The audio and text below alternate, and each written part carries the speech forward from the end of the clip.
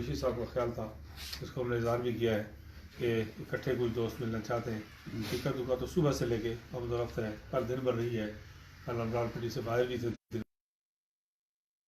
दिल की गहराई से शुक्रिया अदा करता हूँ कि आपने तो जिस तरह शाहिद कुरैशी साहब ने कहा कि ये जो मुजाहिद अव्वल के साथी हैं और कारकुन हैं और मुस्लिम समाज के लोग हैं, मेरे समेत हम सारे कारकुन हैं, ये अल्लाह ताला का बड़ा लाख लाख शुक्र है कि जमात इब्तला और आजमाइश से गुजरती है और उसमें कई लोग हैं जिनके हौसले कमज़ोर पड़ जाते हैं, कई लोग हैं जिनके हौसले टूट जाते हैं, कई लोग हैं जिनके हौसले कायम रहते हैं।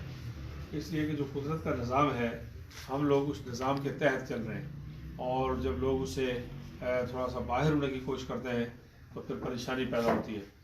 मैं कई दफ़ा लोगों से कहता हूँ कि अल्लाह ताला ने जहाँ भी आसानी का जिक्र किया है वहाँ पहले मुश्किल का जिक्र किया। जो लोग कुरान हदीस से थोड़ी बहुत आश्चर्य रखते हैं उन्हें अंदाज़ा है कि इन्ना माल उसर युसरन इन्ना माल उसर युसरा, और हर साल सर्दी भी ज़ोर की पड़ती है, फिर गर्मी भी ज़ोर की पड़ती है, धूप भी होती है, छाँव भी होती है।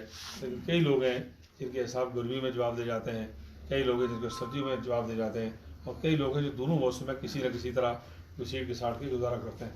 मैं अल्लाह ताला का लाख लाख शुक्र अदा करता हूँ कि जो चीज़ें आपको दिखाई देती हैं हमारे यहाँ आबाद आवाज साहब, लक्की साहब, बाकी दोस्त प्रेस के भी तशरीफ लाए हैं, तो मेरा ख्याल था उनसे पहले आरो हो जाएंगे और अभी थोड़ी देर बैठ के गपशप करेंगे और दोस्त भी इसके बाद आ रहे हैं। तो ये जो सिलसिला है इसको मुश्किल वक्त में भी अगर आप देखें तो आप देखते हैं कि नीला पट का कोई फंक्शन कभी भी मुश्किल तीन दौर में नाकाम नहीं हुआ। ज़ाहिर है वो कारकुन ने उसको कायम रखा है अल्लाह की मेहरबानी से। आप देखते हैं कि 18 दिसंबर की जो गुलाम अब्बास की बरसी किसी बदतरीन हालात में भी कोई मुखालिफ मुताबिक ये नहीं कह सका कि हमने 200-400 कुर्सियाँ लगाई हुई थी तो उनमें से 40 खाली थी, ऐसा कभी नहीं हुआ। इसका मतलब ये है कि मुस्लिम कॉन्फ्रेंस के कारकुनों ने अपना एक मिनिमम नज़रियाती सियासी लेवल कायम रखा हुआ है। ये जमातें जो ख़राब हो गई पाकिस्तान के अंदर, जो निशेब अफराज हो गया, हिंदुस्तान के अंदर सिर्फ कांग्रेस ने अपना वजूद कायम रखा हुआ है और बाकी जनूबी एशिया में मुस्लिम कॉन्फ्रेंस ने अपना वजूद कायम रखा हुआ है। सियासी पार्लिमानी जमातों की बात कर रहा हूँ, बाकी हमारे लिए सब काबिल एहतराम है। बाकी जमातें इसीलिए रह गई कि वो सिर्फ इक़्तिदार के गिर्द घूमती हैं, इक़्तिदार के साए में परवरिश पाती हैं, इक़्तिदार की ऑक्सीजन से ज़िंदा रहती हैं, और इक़्तिदार का सिलेंडर हट जाए तो वो दम तोड़ देती हैं। और जमातें कारकुनों से ज़िंदा रहती हैं, फिर जमातें प्रोग्राम से ज़िंदा रहती हैं। जमातें जो हैं वो ज़ाहिर है कि उसमें लीडरशिप का भी एक रोल होता है, और अल्लाह ताला ने जिन लोगों को मुस्लिम कॉन्फ्रेंस के मरकज़ में बैठाया है वो भी अपने कुछ न कुछ किरदार अदा करते रहे और कभी मायूसी भी नहीं होती। ये भी मैं आपको कह रहा हूँ कि कभी मायूसी भी नहीं होती, और हम इस बात को सारा अरसा देखते चले आए हैं। हम हॉस्पिटल में थे तो मुजाहिद अव्वल सरदार क़य्यूम खान साहब के आखिरी दिन थे तो मलिक नवाज़ साहब और मिर्ज़ा शफीक जलाल साहब आए। तो मुजाहिद ने पूछा कि नवाज़ क्या हाल है? उन्होंने कहा सर ठीक हूँ। उन्होंने कहा कि सिकंदर साहब का क्या हाल है? उन्होंने कहा सर ठीक है, वो भी काफ़ी देर हो गई। उन्होंने कहा नहीं आप जाया करें, उनसे मिला करें। बिल्कुल आखिरी दिनों की बात है ये बात। हम तीनों थे, मलिक नवाज़ साहब थे, शफीक जलाल साहब थे और मैं था। तो उसके बाद कह शफीक क्या हाल है? उन्होंने कहा कि सर खैरियत है। कह शफीक मजबूती से जमात के साथ खड़े रहना, तो आने वाला वक्त जो है वो आप लोगों का बिल्कुल ठीक है, मुसलमान का भी ठीक हो, प्रॉब्लम नहीं। अब मैंने महसूस किया कि ये दो लोग मेहमान आए बाहर से, एक से उन्होंने सिकंदर साहब की खरीद पूछी और दूसरे के साथ खालिस्तान मुस्लिम कॉन्फ्रेंस की बात की। मैं पिछले 8-10 साल से सोच रहा था, बहुत अरसे से सोच रहा था कि किस आदमी को, किसी को मुस्लिम का सदर बनाना चाहिए, किसी को वज़ीर आज़म बनाना चाहिए, किसी को सदर बनाना चाहिए। ये कि जो काम जब आप कर चुके हैं एक दफ़ा शौक पूरा हो जाए तो फिर उसके साथ समझ होती है, कोई दिलचस्पी ज़्यादा नहीं होती। तो लोग और बात समझते हैं लेकिन अंदर से और बात होती है। तो मैंने कई दफ़ा, तो मुझे इस बात पर, चूँकि मैंने मुजाहिद अव्वल से भी कभी ये बात मशवरा नहीं किया, पूछा नहीं कि जी मैं जमात के लिए कुछ सदर तलाश कर रहा हूँ, तो वो जब बात की तो उन्होंने ये बात की तो मुझे ख्याल आया कि मुजाहिद अव्वल ने आज मिर्ज़ा शफीक जलाल साहब से बात की है, मुस्लिम कॉन्फ्रेंस की, मलिक नवाज़ साहब से बात की है, सरदार सिकंदर साहब की, तो इसमें के पीछे कोई हिकमत है। तो कुछ दिन बाद मुझे समझ में आई कि जो बात मैं कई सालों से सोच रहा हूँ उसका एक पैगाम मिल गया है कि मुस्लिम कॉन्फ्रेंस के लिए मौजूद आदमी है। तो ये मुस्लिम कॉन्फ्रेंस में इस तरह रूहानी रहनुमाई होती है, इस तरह ये कोई जमा तफरी की बात नहीं है कि जीत गए हार गए बल्ले बल्ले हो गई और अल्लाह गुल्ला हो गई, इस तरह की बात नहीं है। ये चूँकि शहदा की इसी बुनियादों में शहदा का लोग है, इसकी बुनियादों में गाजियों और मुजाहिदों की कुर्बानियाँ हैं। طویل سفر تاریخ تھا، تو اس لیے پھر آپ نے دیکھا کہ بعضی قریب میں نے اس کا ذکر کیا تھا، اور کوئی کسی تعلق کی وجہ سے، کسی تفکر کی وجہ سے نہیں کیا تھا، بلکہ اللہ تعالیٰ کے حضور سجدہ ریز ہو کر دن میں بے شمار لوگ ہیں جو نفل پڑھتے ہیں، دعائیں کرتے ہیں، روزے رکھتے ہیں، اور اس میں ہم لوگ لگے رہے کہ پھر میں نے اس بات کا ذکر کیا تھا رپورٹ میں، کنونشن میں، کہ اللہ نے چاہا صحت اور زندگی شرط ہے تو مسلم کانفرنس صاحب کو مجاہد اور علی مسلمان بحال کر کے دیں. تو اس کے بعد کوششیں آہستہ آہستہ ہوتی رہی، اور جب ہم سردار سکندر صاحب کے پاس گئے، پہلے ایک وفد بھیجا، وفد سے پہلے عثمان علی خان اور کچھ لوگ خاموشی سے لگے رہے. پھر وفد بھیجا تو اس میں بھی انہوں نے میں نے ٹیلی فون کیا جب وفد وہاں بیٹھا ہوا تھا کہ سردار سکندر صاحب نے پوچھا کہ وہ کیوں نہیں آیا، قائد مسلمان کیوں نہیں آیا، تو انہوں نے کہا جی وہ کسی وجہ سے نہیں آیا. انہوں نے تھوڑا ناراضگی کا اظہار کیا. انہوں نے کہا بھائی میں وہ مجاہد کے لیے الگ کھانا بناتا تھا، اس کے لیے بھی میں نے الگ دیسی بھرو بنا کے رکھا ہوا ہے، تو چلے آپ لوگ کھائیں، لیکن یہ بنایا اس کے لیے تھا. تو میں نے پھر جب مجھے یاسین صاحب نے وہاں سے فون کیا اور عثمان نے فون کیا، انہوں نے کہا جی کہ آپ جو ہے سکندر صاحب یاد کر رہے ہیں، تو میں نے ٹیلی فون کیا. تو میں نے کہا سر خیریت ہے، میں معافی چاہتا ہوں حاضر نہیں ہو سکا، اور میں کسی وقت حاضر ہوں گا. تو میں نے کہا جی بس بڑی مہربانی، آپ نے یہ سارا معاملہ ٹھیک کیا. تو انہوں نے کہا کہ نہیں میں نے کچھ نہیں کیا، یہ آسمان جو ہے وہ عثمان علی خان نے ڈایا ہے. سکندر صاحب اپنا بولنے چلنے کا انداز بالکل ٹھیک ہے، جوان آدمی کی طرح، صحت ان کی ٹھیک نہیں ہے، لیکن گفتگو ان کا سارا سلسلہ وہ بالکل تر و تازہ ہے ماشاء اللہ، یاداشت افزا. وہ کہنے لگے کہ یہ آسمان جو ہے عثمان علی خان نے ڈایا ہے، تو میں نے کچھ نہیں کیا. خیر پھر میں اس کے بعد دوسرے میں چلا گیا. تو رات کو بھی ہم نے پریس میں بہت چڑھائی کی، بڑا سارا چھوٹا بڑا سارا پریس آیا ہوا تھا، لیکن میں نے رات تک انہیں کوئی کوشش کی کہ کوئی ان کو خبر نہ ملے، اور اللہ کے فضل سے بہت انہوں نے زور لگایا، سب کے کان کھڑے تھے. تو میں نے کہا میرا آج لگا ہوا ہے، میں ہر مہینے آتا ہوں، 15 دن کے بعد گولڈی آتا ہوں. مجھے خیال تھا کہ جب تک یہ بات فائنل نہ ہو جائے کسی کے کان میں بات نہ پڑے.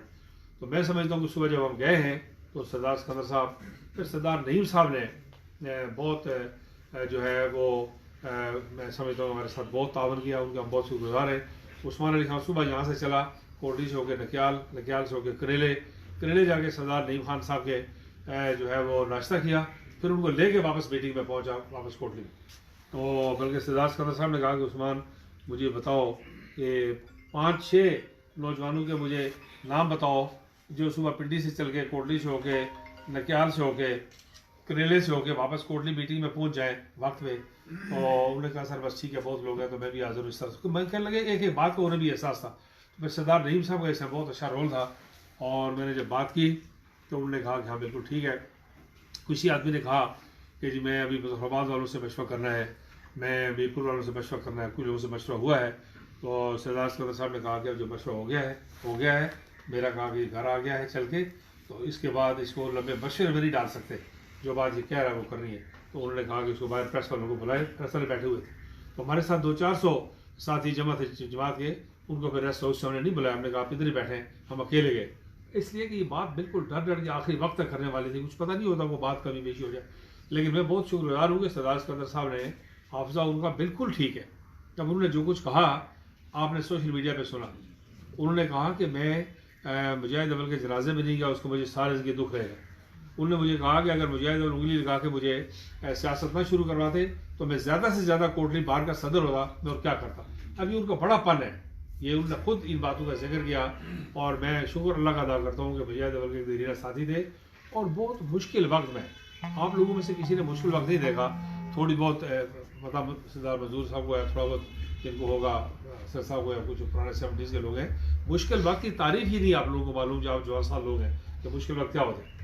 مثلا یہ کہ مجاہد اول بتاتے تھے کہ میں پلندی جیل میں تھا تو سردار سکندر سارا دن جو ہے وہ جیل کے باہر کنارے گاڑی کھڑی کر کے اکیلا ایک ڈرائیونگ سیٹ پہ ایک آدمی بیٹھا رہتا تھا کہ مجھے شاید اندر سے کوئی چیز ضرورت پڑے تو بتانے والا کوئی نہ ہو. بہت سختی تھی اس وقت، بس مجھے نہیں جانے دیا جاتا. میں 2 مہینے مظفرآباد ایک مہینہ بیٹھا ہوں صرف اجازت لینے کے لیے کہ میں نے پلندری جانا ہے.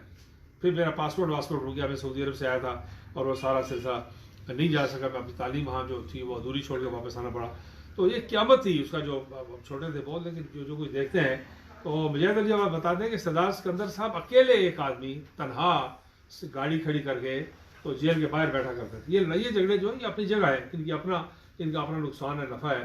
لیکن جو مشکل وقت کا ساتھ ہے، ڈوڈیال میں ہم تھے تو ڈوڈیال میں فائرنگ ہو گئی، بہت مشکل وقت تھا. گھیراؤ ہو گیا، بازار چل گیا. میں بھی راتوں رات جہاں سے چل کے وہاں پہنچا، 100-150 نوجوان لے گئے. تو ڈوڈیال میں پتھراؤ شروع ہو گیا اور فائرنگ شروع ہو گئی. ہم اس طرح بیٹھے تھے کنارے، کیپٹن سرفراز صاحب میں بیٹھے ہوئے تھے. تو نیچے سے کوئی دوسرے لڑکوں نے گولی چلائی. سائڈ میں ہمارا ایک تھندار تھا، اس کے ٹخنے سے گولی اندر آئی اور گھٹنے سے نکل کے فائر کی، نیچے سے فائر کیا. انہوں نے کافی ہم اوپر اس چوک میں تھے. تو وہاں پتھراؤ جب شروع ہو گیا تو پیچھے ایک بلڈنگ تھی، اس پر وہ لڑکے چڑھ گئے. اب وہاں سے ایک چٹان کا پتھر بھی مارتے تو آدمی کیما ہو سکتا تھا. تو سردار سکندر صاحب فوراً اٹھے. اب مجاہد اور ٹانگ پہ ٹانگ رکھ کے کرسی پہ بیٹھے ہوئے تھے اور بیٹھے رہے. اسی طرح کوئی ہلے چلے نہیں، بالکل ذرا بھی نہیں. جو بھاگے جو مجمع جاری رہا. تو سردار سکندر صاحب اٹھے، ایک کرسی پکڑی اور مجاہد اول کے سر پہ الٹی کر کے کرسی پکڑی اور وہاں کھڑے ہو گئے. اب مجاہد اول کے سر پہ تو کرسی موجود تھی، لیکن اگر پیچھے سے ایک کنکر بھی سردار سکندر کے سر پہ لگتا تو یقین کر دیتا. سارا وقت سردار سکندر صاحب گھنٹہ سوا گھنٹہ وہ پتھراؤ لاٹھی چارج جاری رہا. اس دوران میں نے تقریر بھی کی. وہ سب بیوقوفی کی، ناسمجھی کا زمانہ تھا، بہت سخت قسم کی. بہت میں سمجھتا ہوں کہ مجاہد کے سامنے ایسی بےہودہ باتیں میں نے کی کیسے. لیکن بہرحال وہ میں نے تقریر بھی کی ان کی انکار کرنے کے باوجود زبردستی اٹھ کے.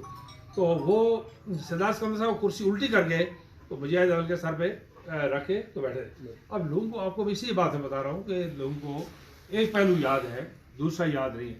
اور مشکل وقت جو کسی نے دیکھا نہیں ہے اس کو سمجھ نہیں ہے کہ کیا مشکل وقت کیا ہوتا ہے. تو بہرحال اللہ تعالیٰ نے کرم کیا کہ مسلم کانفرنس جو ہے وہ بحالی کے راستے پر ہے. میں نے فوراً اپیل کی تھی اور اللہ کا شکر ہے کہ 1.5 لاکھ سے زیادہ لوگوں نے 24 گھنٹے میں اس اپیل کو وزٹ کیا ہے. کہ میں نے کہا تھا کہ شکرانے کے نفل پڑھیں، صدقہ دیں. سب سے پہلے فوری طور پر وہاں راجہ آفتاب اکرم صاحب نے وہاں جو شکرانے کا صدقہ جانور نہیں منگوایا. اس کے بعد وہ ٹھیکیدار شاہد عباسی صاحب ہیں، انہوں نے ایک بہت بڑا بیل لے کے وہاں دلکوٹ غازی آباد کے کارکنوں نے کیا. اس کے بعد ملک کرامت صاحب آ گئے، 1.5 من مٹھائی لے کے. تو یہ سلسلہ پہ چل ہی رہا ہے. آج یہ ساجد قریشی صاحب یہ مٹھائی چاہیے اور سارا آپ سارے ساتھی جو اکٹھے ہوئے. تو کہنے کا مطلب یہ ہے کہ اظہار تشکر چاہیے. اللہ تعالیٰ نے اس ناچکور سے جو باقی سیاست پر لوگ کرتے ہیں اس راستے پر ہم لوگ نہیں ہیں. اللہ نے فرمایا کہ وَلَئِن شَكَرْتُمْ لَأَزِيدَنَّكُمْ، اگر میں میری مہربانی پر شکر ادا کرو گے تو بالتاکید میں ان میں اضافہ کروں گا. تو یہ اظہار تشکر یہ ہے کہ شکرانے کے نفل پڑھیں. ایک دفعہ آپ الحمدللہ کہتے ہیں، یہ بھی شکر کے زمرے میں آتا ہے. 150 دفعہ الحمدللہ رب العالمین پڑھیں، یہ بھی شکر کے زمرے میں آتا ہے. 2 رکعت نماز نفل ادیہ تشکر اللہ تعالیٰ پڑھیں، یہ بھی آتا ہے. کوئی چیز اللہ کے راستے میں قربان کریں، یہ بھی آتا ہے. تو یہ اس کو جاری رکھیے، اس لیے کہ یہ ایک نئے سفر کا آغاز ہوا ہے. ابھی بڑا سفر ہے، ابھی ہماری بہت ساری مخالف قوتیں اندر اور باہر اکٹھی ہو سکتی ہیں. یہ ایسا نہ سمجھیں کہ سب میدان مار لیا گیا. ابھی یہ ہے کہ ہم ایک نئے سفر کی تیاری کا اعلان جب کر رہے ہیں تو ہماری وہ مخالف قوتیں جو یہ سمجھتی تھی کہ مسلم کانفرنس کمزور ہو گئی، ختم ہو گئی الیکشن میں نے میرا اسٹیٹمنٹ تو آپ کو پتہ ہے، میں میاں صاحب 2 تہائی عروج پر تھے تو کم از کم 25-30 میرے بیانات اور تقریریں ویڈیو آڈیو میں موجود ہیں. میں نے کہا کہ میاں صاحب اور پاکستان کی سرزمین تنگ ہو جائے گی. جب زرداری صاحب نے چھیڑا تو میں نے کہا تھا کہ پیپلز پارٹی کا سندھ تک پیچھا کریں گے. لوگ پوچھتے تھے کہ مطلب کیا ہے، تو میں نے کہا اللہ نے چاہا مطلب آپ کو مستقبل میں سمجھ میں آ جائے گا. آج سارے ملک سے آزاد کشمیر سے سمٹتے پیپلز پارٹی جا کے وہاں نواب شاہ میں پہنچی ہے. تو میرے وہ بیانات اٹھا کے آپ پڑھیں جو کم عمر نوجوان ہیں، تاکہ آپ کو پتہ لگے میں نے کوٹلی سالانہ کنونشن میں کیا کہا تھا. ویڈیوز ہیں، آڈیوز ہیں سوشل میڈیا پہ.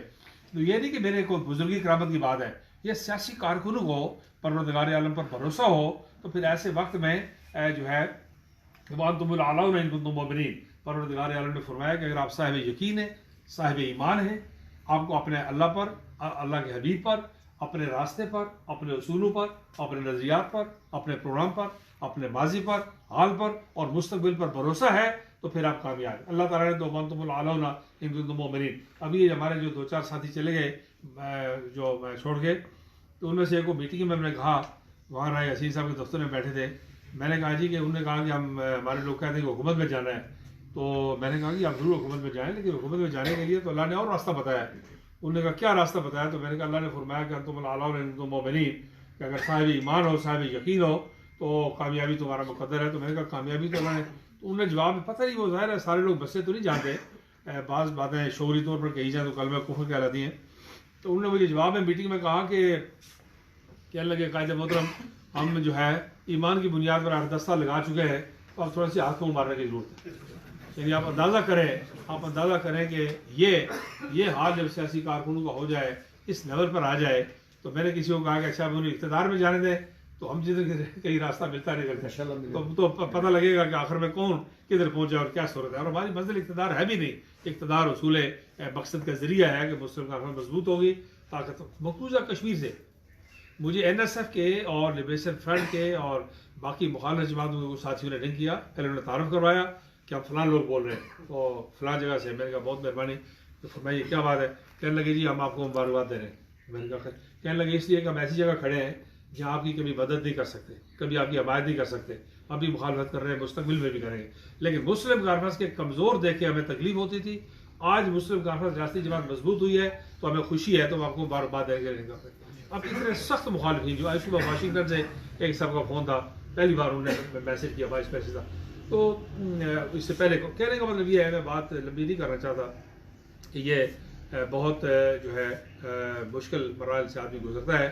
لیکن آپ لوگوں جو جماعت کے ساتھ آپ کھڑے رہے, جوان سال لوگ ہیں, کم عمر لوگ ہیں, بزرگ ہیں, خواتین ہیں, حضرات ہیں, تو آپ سب کو میں دل کی گہرائی سے شکریہ ادا کرتا ہوں.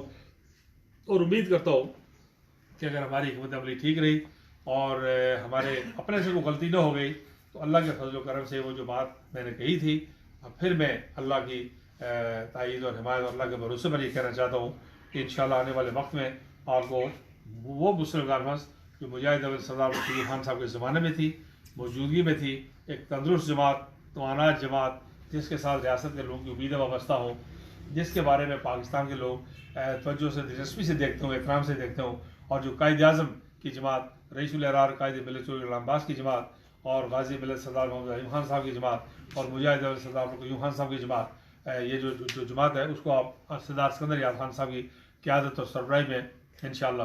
وہ انہوں نے گفتگو میں آپ نے دیکھا, انہوں نے کہا کہ کسی قسم کا کوئی تنظیمی معاملات میں, جماعتی معاملات میں کوئی چھیڑ چھاڑ نہیں کی جائے گی. ساری بات انہوں نے کر دی. تو میں نے آہستہ سے کہا میری ایک تجویز, آپ انکار نہیں کریں. تو کیا؟ تو میں نے کہا بتائیں. میں نے کہا میں ابھی خود ذکر کرتا ہوں اس کا. تو میں نے انہوں نے کہہ دیا کہ کوئی کسی قسم کا کوئی تنظیم معاملات. تو اس کے باوجود میں نے کہا جی کہ آپ کو تنظیم کا سپریم ہیڈ ہونا چاہیے, اس لیے کہ مجاہد اول کے استقبالیہ بھی ان کے اعزاز میں کرنا چاہتے ہیں. سارے آزاد کشمیر سے تو 400-500 ساتھیوں کو, چیدہ ساتھیوں کو سب کو تو اکٹھا کرنا مشکل ہے, لیکن چیدہ لوگوں کو تاکہ ان کی بات کو خود سن لیں. اور اس کے بعد پھر ایک میرپور ڈویژن میں, ایک پونچھ ڈویژن میں, ایک مظفر آباد ڈویژن میں, اور ایک آدھ یہاں مہاجرین کے الکجات میں 3-4 انہوں نے کہا تھا میں حاضر ہوں, لیکن ان کو زیادہ چلاتے پھراتے نہیں ہے. 3-4 جگہوں پہ ان کو انشاءاللہ لے جائیں گے. باقی کام کاج. تو میں ایک بار پھر ساجد قریشی صاحب کا خاص طور پہ شکریہ ادا کرتا ہوں کہ یہ اکٹھے مل بیٹھنے کو انہوں نے اہتمام کیا, ورنہ یہ کام چل ہی رہا ہے اسی طرح. اب میڈم سیکرٹری جنرل نے آنا تھا, کسی وجہ سے وہ تاخیر ہو گئی, وہ تو میرن شاہ صاحبہ نے. تو باقی آپ لوگ یہاں موجود ہیں. میں آپ کا ایک بار پھر دل کی گہرائی سے شکریہ ادا کرتا ہوں اور دعا گو ہوں کہ اللہ تعالیٰ ہمارے اس سفر کو کامیابی سے ہمکنار کرے. اور جو لوگوں کی توقعات ہے مسلم کانفرنس کے ساتھ, دیکھیے ہر آدمی کی اپنی سمجھ کے مطابق جو ہے تو وہ معاملہ ہے. کوئی آدمی آزاد کشمیر میں نالی ٹوٹی اور کھمبا ٹھیک ہوتے دیکھنا چاہتا ہے, کوئی آدمی آزاد کشمیر میں کارکنوں کی عزت نفس بحال ہوتے دیکھنا چاہتا ہے, اور کوئی آدمی یہ دیکھنا چاہتا ہے کہ آزاد کشمیر میں ایک ایسا ماحول ہو جس سے آزاد کشمیر کو لوگ کہہ سکیں کہ تحریک آزادی کا بیس کیمپ ہے. بیس کیمپ کا مطلب یہ نہیں ہے کہ ہم توپیں چلاتے رہے اور اوپر سے جہاز لے کے بمباری کرتے رہے. بیس کیمپ کا مطلب یہ ہے کہ جو ریاست سے باہر کی سیاسی جماعتوں نے رستہ کشی کر کے آزاد کشمیر کو انتخابی میدان جنگ بنا دیا ہے, سیاسی میدان جنگ بنا دیا ہے. جماعتی جو سیاسی وہ بھٹو صاحب آزاد کشمیر جب گئے تو مجاہد کیا تھے کہ انہوں نے کہا کہ ہمارے لوگوں نے, یہ بھٹو صاحب کے الفاظ ہیں, انہوں نے کہا کہ ہمارے لوگوں نے, ان اپنی پارٹی کے لوگوں, انہوں نے کہا کہ ہمارے لوگوں نے اتنا سیاسی گند کر دیا ہے آزاد کشمیر میں کہ اگر میں سارے پاکستان کے دھوبی بھی لا کے یہاں بٹھاؤں تو گند صاف نہیں ہو سکتی. یہ بھٹو صاحب نے ان کو خراج تحسین پیش کیا تھا جو لڑے آپس میں اور سارے تلخی توشی کی اس وقت. تو کہنے کا مطلب یہ ہے کہ ابھی آزاد کشمیر کو جو ہے وہ چونکہ بہت مشکل حالات سے نکال کے آزاد کشمیر کو ہماری قیادت یہاں تک لے کے آئی ہے. آج آزاد کشمیر میں میں عزت ہے, احترام ہے, داخلی خود مختاری ہے. یہ آپ یہاں پاکستان میں رہتے ہیں, باقی لوگ باہر اندر رہتے ہیں, اتنا آزاد ماحول پورے جنوبی ایشیا میں کہیں نہیں ہے جو آزاد کشمیر کے اندر موجود ہے. تو اس میں سمجھتا ہوں کہ اس کو دوبارہ بحال کرنا ہے اور نظریہ علاقے پاکستان کو, کشمیر بنے گا پاکستان کو, اور ریاست جموں و کشمیر بنیادی طور پر پاکستان کا ایک نازک ترین دفاعی حصار ہے. یہ بات سمجھنی چاہیے. یہ کوئی انتظامی یونٹ نہیں ہے, یہ کوئی سیاسی یونٹ نہیں ہے, یہ کوئی ترقیاتی یونٹ نہیں ہے. یہ جو یونٹ ہے یہ بنیادی طور پر ایک نازک ترین دفاعی اثار ہے، اور اس کو قائم رکھنے کے کچھ تقاضے ہیں جو نظریہ علاقے پاکستان کے ذریعے کشمیر بنے گا پاکستان کے ذریعے پورے ہو سکتے ہیں. کوئی بھی پورا کر سکتا ہے، وہ ہماری شرط نہیں ہے. یہ شرط اس لیے لگاتے ہیں ہم کہ مسلم کانفرنس نظریہ علاقے پاکستان کی بانی ہے، اور پھر مسلم کانفرنس جو ہے وہ اس نظریہ علاقے پاکستان پر گامزن رہی ہے اور اس کی محافظت کی ہے. کوئی اور یہ کام کرے، بے شمار لوگ ہیں ہم سے اچھے علاقے پاکستان کے حامی ہیں، لیکن وہ خاموشی سے یہ بات کرتے ہیں، دب دبا کے یہ بات کرتے ہیں، اچھے حالات میں یہ بات کرتے ہیں، جب ان کو کوئی فائدہ پہنچتا ہے یہ بات کرتے ہیں، لیکن ہمیں جب پتھر بھی پڑتا ہے تو ہم کشمیر بنے گا پاکستانی کہتے ہیں. تو دو باتوں میں فرق ہے کہ مسلم کانفرنس جو ہے ہر حالت میں اپنے مشن پر قائم ہے. اللہ تعالیٰ آئندہ بھی ہمیں اس بات کی توفیق دے، اپنی قیادت کے راستے پر چلنے کی توفیق عطا فرمائے، تحریک آزادی کشمیر کی پشت پناہی کی توفیق عطا فرمائے، اور ریاست جموں و کشمیر ہو، وہ آزاد کشمیر ہو، گلگت بلتستان ہو، جموں ہو، لداخ ہو، سری نگر ہو، اقصی چین ہو، مہاجرین جموں و کشمیر مقیم پاکستان ہو، جموں و کشمیر کے تارکین وطن ہو، یہ تمام لوگ ایک یونٹ کا حصہ ہیں، اور اس یونٹ کو مضبوط رکھنے میں اللہ تعالیٰ نے اپنا کردار ادا کرنے کی توفیق عطا فرمائے. ربنا تقبل منا انک انت السمیع العلیم وتب علینا انک انت التواب الرحیم. سمعنا واطعنا غفرانک ربنا والیک المصیر. صلی اللہ تعالیٰ علی خیر خلقہ محمد وآلہ وصحبہ اجمعین برحمتک یا